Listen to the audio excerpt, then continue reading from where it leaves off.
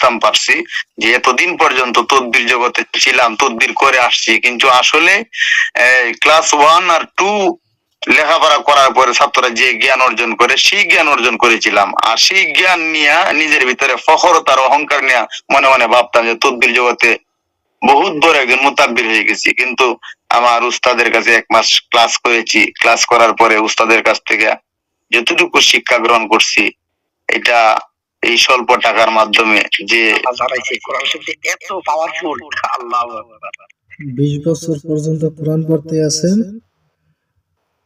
এত কিছু কোরআন পড়তেছি শিখাইতেছি, এখন পর্যন্ত জানি না কোরআন শরীফে এত কিছু। শুধু একটাই জানি, ওই এদেরকে দেখলে ভয় করি, এই অমুকে জাদু করে, অমুকে কুফরিতি করে, এদের প্রতি একটা আতঙ্ক আছিল যে এরাই সবকিছু পারে।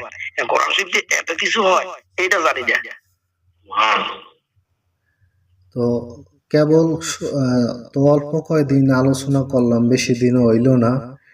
হ্যাঁ, তো যখন পুরো ক্লাসটা করবেন তখন বুঝতে পারবেন যে আরো কত গভীরের বিষয়গুলো বুঝতে পারবেন।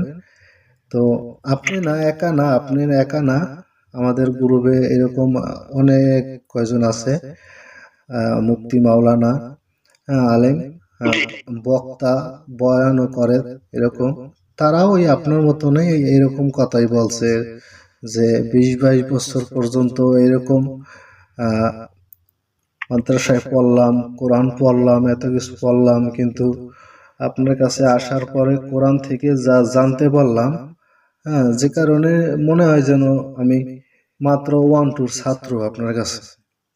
তো এর জন্য আমি আবার অহংকার করতেছি না, মাওলানাকে শুকরিয়া আদায় করতেছি যে আল্লাহ সুবহানাহু ওয়া তাআলার এটা সাহায্য ছাড়া কখনো সম্ভব হইতো না।